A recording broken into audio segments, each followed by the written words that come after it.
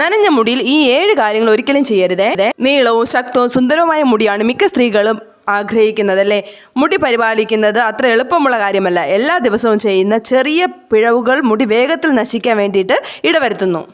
നിങ്ങളുടെ മുടി വളരെ കാലം ആരോഗ്യകരമായി നിലനിർത്തണമെങ്കിൽ ഈ പറയാൻ പോകുന്ന കാര്യങ്ങൾ മുടിയിൽ ചെയ്യാൻ പാടില്ല കേട്ടോ. ആദ്യത്തേത് നനഞ്ഞ മുടി ചീകരുത്.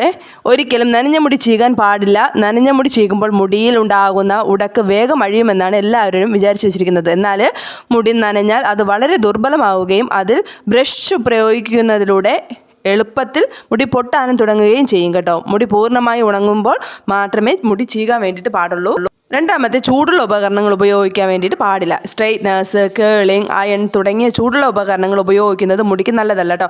നനഞ്ഞ മുടിയിൽ ഇവ പ്രയോഗിക്കുമ്പോൾ മോശമായ ഫലമാണ് ഉണ്ടാകുന്നത്.